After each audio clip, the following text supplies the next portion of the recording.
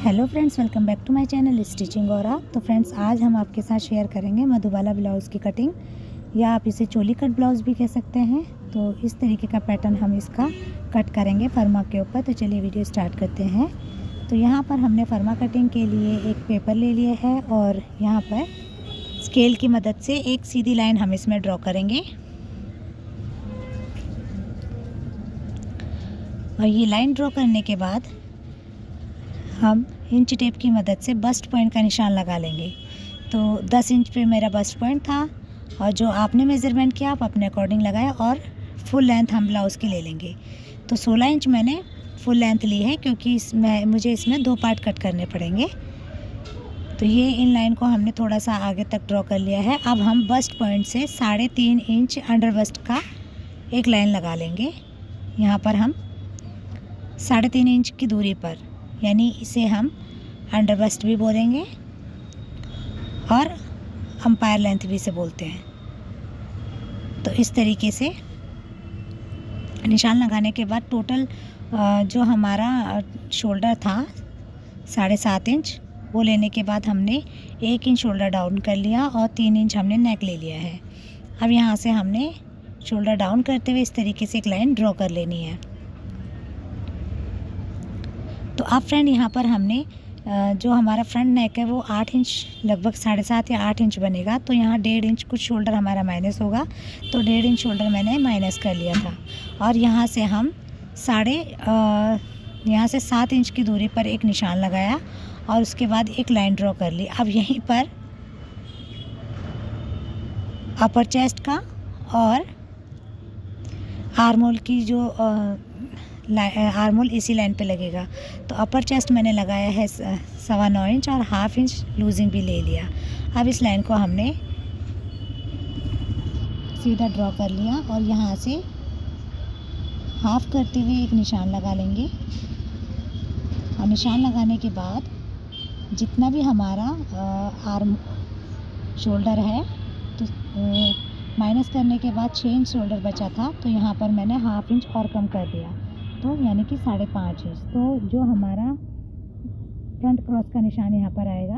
अब यहाँ पे आर्मोल पे हमने 0.75 जितना दूरी तय करते हुए इस तरीके से आर्मोल को शेप दे दी। तो ये हमारा आर्मोल भी लग के रेडी हो गया है।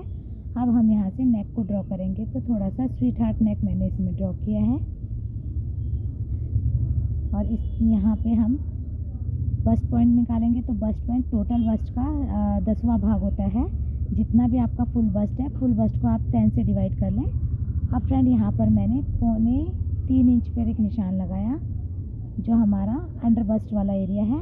तो अगर कम साइज़ वालों के लिए बना रहे हैं, यानी कि 34 से कम वालों के लिए बना रहे हैं, तो यहाँ पर आप 2.5 इंच का ही निशान लगाया। तो मैंने 3.25 इंच पर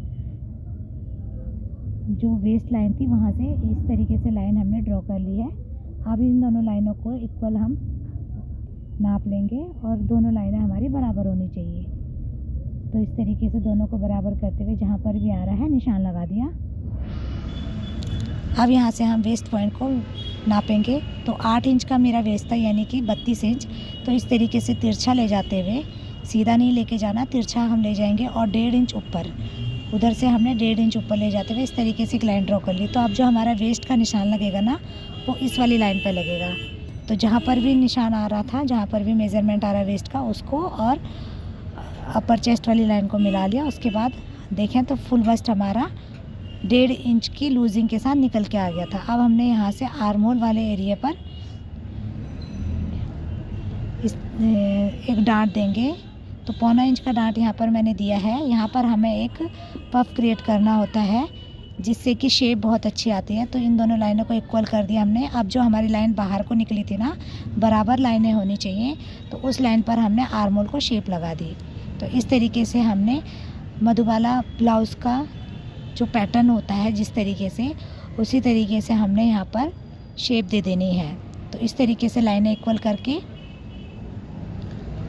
और पैटर्न को हमने शेप देनी है। और यहाँ से हम शेप देने के बाद यहाँ से बेल्ट भी निकालेंगे तो नीचे का जो हमारा हिस्सा आएगा वो बेल्ट का आएगा। अगर आप नेक और डीप करना चाहते हैं तो कर सकते हैं। तो ये हम अब कट कर लेंगे। तो सबसे पहले हम यहाँ से जो वेस्ट पॉइंट वाला डार्ट है वो हटा लिया। अब हम आर्म होल वाले डार्ट को भी क्लोज़ कर लेंगे। तो इसको कट करने के बाद क्लोज़ करेंगे और उसके बाद हम आर्म होल को शेप देंगे। तो ये डबल पार्ट में मैं करूँगी क्योंकि मुझे आपको प्रॉपर ब्लाउज़ का ही फर्मा बना के दिखाना है, तो इसलिए मैंने डबल पेपर रखा हुआ है। तो अब मैं इसको कट कर लेती हूँ। ये आर्म होल की देखिए किस तरीके से शेप हमारी आई है। तो अब ये जो हमारा पैटर्न है ना, जो जो हमने इसमें शेप लगाई है उसको हम कट कर लेंगे। और ये बेल्ट को थोड़ा सा मैंने राउंड शेप कर दिया है, थोड़ा सा राउंड है, अच्छा दिखता है, तो इसलिए हल्का सा मैंने फ्रंट में बीच में राउंड शेप दे दी है। तो अब ये बेल्ट को कट करने के बाद यहाँ से मैंने टेप की मदद से इसे मिला लिया है और देखिए इस तरीके से पैटर्न को कट कर दिया। तो ये कट करने के बाद एक बार मैं इसे जो बीच में इसका जॉइंट है ना, इसको जोड़ देंगे। टेप से मैं इसको क्लोज करके आपको दिखाती हूँ दोनों पार्टों को कि किस तरीके से ये होता है।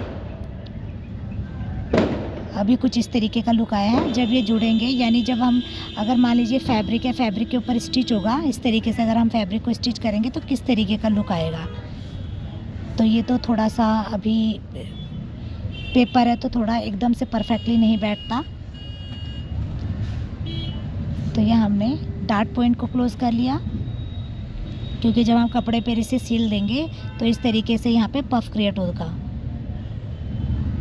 तो ये हमारा पैटर्न बनके बिल्कुल रेडी हो गया है।